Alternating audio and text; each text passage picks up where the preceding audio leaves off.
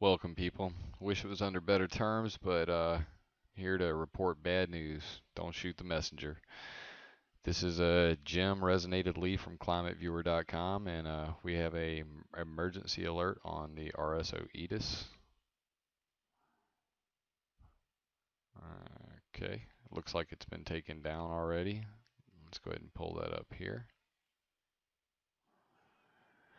Hazardous material in the USA on Wednesday, the 22nd of August, 2012, as a part of the biggest, costliest environment cleanup project in the nation's history, disposing of 53 million gallons of radioactive waste at the Hanford Nuclear Reservation in Washington State. One thing was supposed to be sure: waste stored in the sturdy double-wall steel tanks that hold part of the toxic ooze wasn't going anywhere. But that reassurance has been thrown into question with the discovery of a 3-foot-long piece of radioactive material between the inner and outer steel walls of one of the storage tanks, prompting new worries at the troubled cleanup site. We're taking it seriously, they say.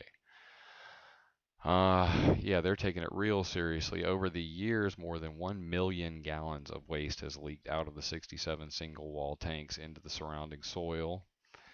The container in question, AY102, holds about 857,000 gallons of waste.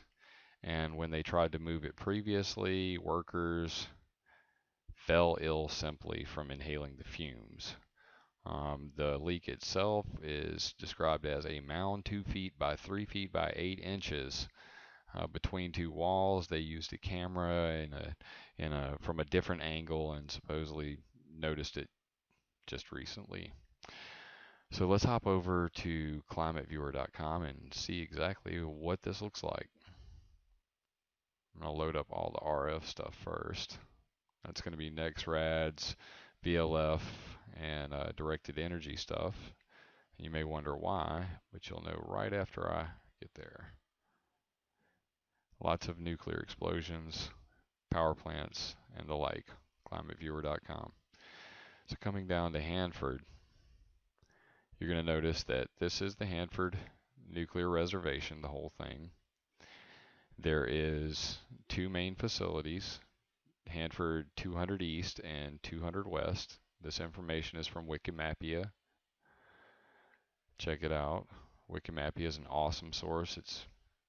I love it. And there's several decommissioned nuclear reactors, including the first full-size nuclear reactor in the world, and the first built at the Hanford site. Kind of redundant. Also at the Hanford nuclear site is an operational nuclear power plant, the Columbia Generating Station, as well as the LIGO Hanford nuclear site Laser Interferometer Gravitational Wave Observatory. And this is basically a laser beam fired down a very lengthy tunnel. And they look for minute vibrations in the laser to find gravitational waves. I imagine that it's here because it's probably powered by the nuclear power plant. Otherwise, who knows? So these 2 facilities are the ones in question. They're run by the U.S. Ecology Inc. Low-Level Radioactive Waste Disposal Site and the Environmental Restoration Disposal Facility.